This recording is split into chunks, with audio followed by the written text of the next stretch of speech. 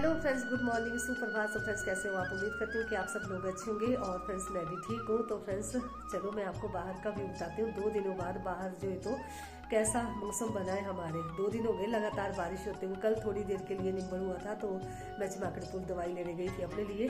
तो मैं भी ज़्यादातर बाहर नहीं निकली हूँ 2 दिन से, क्योंकि बारिश इतनी हो रही है ना, तो बीमारी की वजह से बाहर निकलना नहीं हो रहा है। बस दवाई लेने गई थी और उसके बाद आके अपनी मतलब गौशाला में गाय को चिकड़ वगैरह हटाया और घास फेंक आती थी और फटाफट से आ जाते थे अंदर, क्योंकि बारिश इतनी लगी हुई थी ना, अगर भीग जाते तो कहीं ज़्यादा ना बीमार पड़ जाते। तो आज जो है तो बीमारी में थोड़ा सा सुधार है, मतलब तबीयत थोड़ी अच्छी लग रही है। तो सोचा है क्यों ना आप लोगों के लिए एक छोटा सा व्लॉग बना देती हूँ। तो चलो बाहर का व्यू बताती हूँ आपको कि बाहर 2 दिनों के बाद बारिश थोड़ी देर के लिए बंद हुई है तो कैसा मौसम बना है।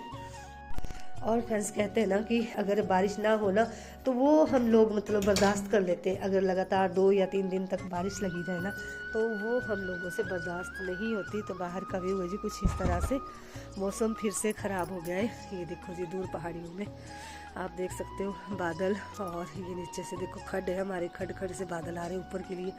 और फ्रेंड्स बाहर का व्यू है कुछ इस तरह से।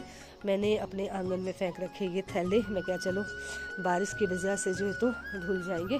और इनके ऊपर ना मैंने तारा मीरा जो गाय के लिए बीज रखा था खेत में, वो था रखा हुआ, तो ये गंदे हो गए थे। तो ये सर्दियों में फिर से काम आएंगे। आजकल तो इनकी वैल्यू नहीं है कुछ नहीं, क्योंकि ये गर्म है। लेकिन सर्दियों में जब फर्श से ठंड लगती है ना तब इनकी बहुत ज़्यादा वैल्यू होती है। तो इनको मैंने नीचे फेंक दिया था आंगन में। मैं क्या चलो थोड़े बहुत ये धुल जाएंगे, उसके बाद उठा के फिर इनको अच्छी तरह से धोऊंगी। तो फ्रेंड्स ये देखो मेरे किचन गार्डन में जो मक्खियाँ थी ना, वो हल्का हल्का सा तूफान चला था तो इस वजह से जो है तो गिर भी गई थी। और अभी ना मैंने इन मक्खियों के पत्ते निकाल दिए नीचे नीचे से।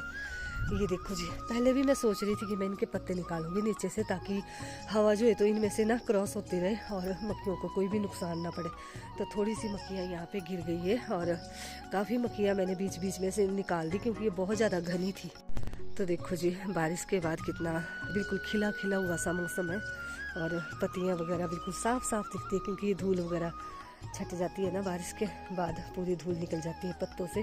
और ये मेरा किचन गार्डन जिसमें थोड़ी सी मक्खियाँ गिर भी गई है, और इतनी सारी मक्खियाँ मैंने देखो जी बीच बीच में से निकाल ली। बहुत दुख हो रहा था मेरे लिए, मतलब इतनी मेहनत की थी मेरे को, मैंने इनको लगाया, फिर इनकी गुडाई की। और ये देखो जी इतने मोटे मोटे डाल, और कितनी लंबी लंबी हो गई थी ये मक्खियाँ, है ना। अब तो क्या बोलते हैं आप, हमारे बोलते हैं फुमफड़ू, सूत भी बोलते हैं, फुमफड़ू बोलते हैं। तो वो पड़ना था भी इनमें, देखो क्योंकि इतनी बड़ी बड़ी है ना।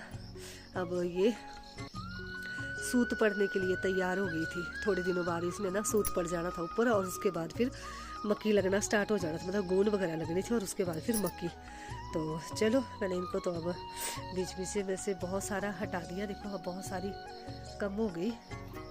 वैसे इतनी अच्छी है, अगर ये भी बच जाएगी ना वो भी बहुत है। तो चलो जी ये दे देती हूँ अपनी गाय के पास, क्योंकि काफ़ी दिनों से ना उसके लिए भी बेचारी को कुछ भी हरा घास नहीं आया है।